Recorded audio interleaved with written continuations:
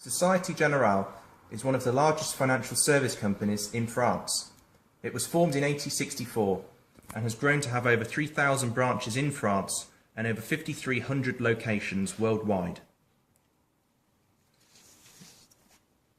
Jérôme Kerviel, a junior trader of Société Générale, engaged in multiple unauthorised trades and is the sole reason for the internal control failure that occurred over the course of several years. On January 24, 2008, Société Générale announced that 4.9 billion euros was lost. This was due to the illegal trading on stock index futures by Jérôme Kerviel. These out-of-control transactions brought the largest loss in history to the bank. As a junior trader, Kerviel sold financial instruments A and at the same time purchased financial instruments B. These portfolios would have to have similar characteristics to make an adequate comparison. Profits are made by taking advantage of the price difference between the two financial instrument markets. The 3-day forced sale market rule means that the trader can't hold out for the price of the instrument B to fall after the sale of instrument A. In order for Kerviel to create profits of 1.4 billion euros until the end of 2007, he had to have traded with huge nominal amounts. It has been later calculated that Kerviel made 49.9 billion euros of unauthorised trades.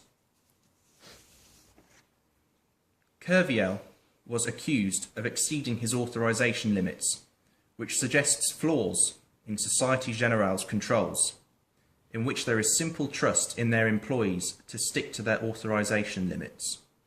Hence, Société Générale were under scrutiny on how this junior trader, with 3 years trading experience, managed to trade with such huge amounts without detection. Kerviel managed to cover up many of his fictitious trades by giving the impression that the financial instrument B was identical to the financial instrument A, which in reality wasn't correct. This meant that the trades seemed particularly low risk for Société Générale's systems. He managed to do this using his previous experience in the compliance department.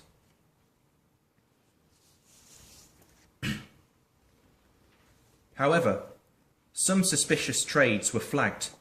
When Kerviel was questioned, he merely stated that they were mistakes and would then cancel them.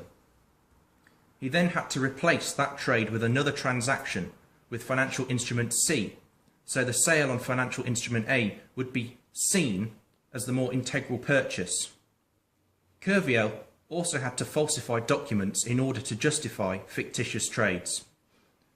Senior managers were clearly aware that Kerviel had been making questionable transactions from internal controls flagging them. By these senior managers not being diligent towards preventing and detecting, Kerviel was able to continue with his fraudulent transactions without being noticed. Although intending to create huge profits for the business by carrying out this fraud, Kerviel's true incentive was the excessive bonus which he believed he would receive. Kerviel reportedly told police that he was guaranteed a bonus of 300,000 euros in 2007. Although he had expected that figure to be doubled, he was in fact only paid 100,000, indicating that he was not a major player on the trading floor. This is confirmed by his statement to the Paris prosecutor's office, where he said that he was less well considered in terms of his degree and personal background.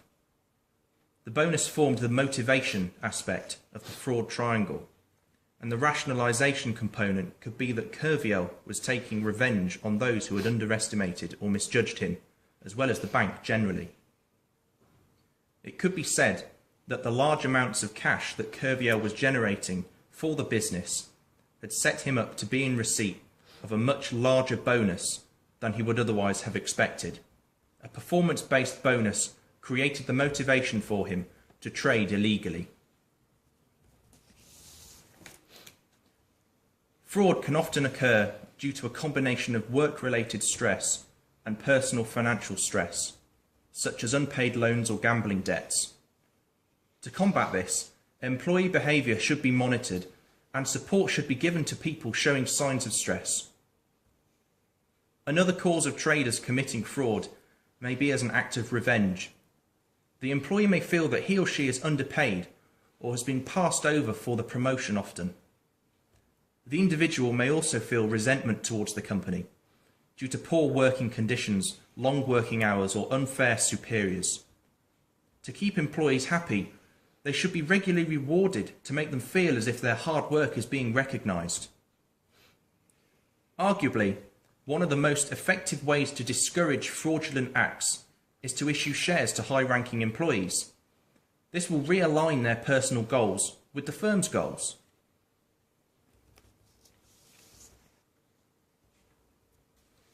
One of the prerequisites of fraud is available opportunities.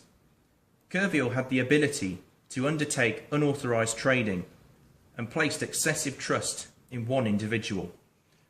Officials say Kerviel had knowledge of the current internal control system and was able to manipulate it to his advantage. There are many senior managers which will know sensitive information. Preventative software packages could create layering as an authorization measure. Alternatively, an option could be used as an external software provider dealing with control measures, who would have access to the data, but not the systems of Société Générale. Another measure could be that trading would require authorization by different senior managers according to the value. Although this could be impractical with small sums, as they were understandably busy. There must be a system in place when dealing with suspicious trading activity. An individual review portfolio could track the progress of employees that arouse suspicion, and a record must be kept.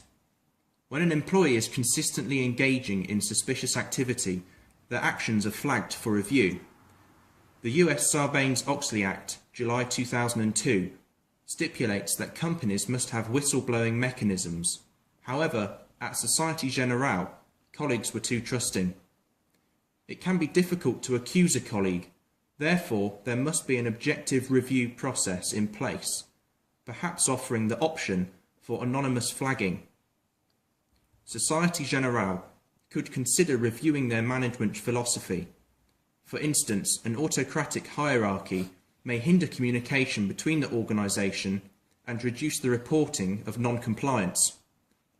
Once lack of compliance with the Code of Conduct is found, disciplinary action must be taken to avoid reoccurrence. However, if this doesn't work, then the employee must be relieved of their duties. The individual internal control measure would be preventative rather than reactionary to ensure the impact is minimised.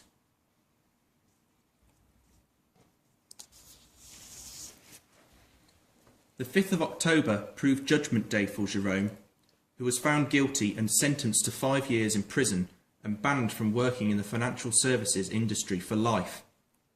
Ultimately, the biggest losers in the whole episode were the shareholders, who had to fund the massive losses in capital when Société Générale called for a bailout. The lessons learnt from this debacle is the importance of control systems in an organisation. In order for a business to remain successful, it needs to have a proper system in place to control activities of all employees. We recommend preventative rather than reactionary measures, such as non-financial incentives and targets, to decrease the probability of potentially damaging endeavours.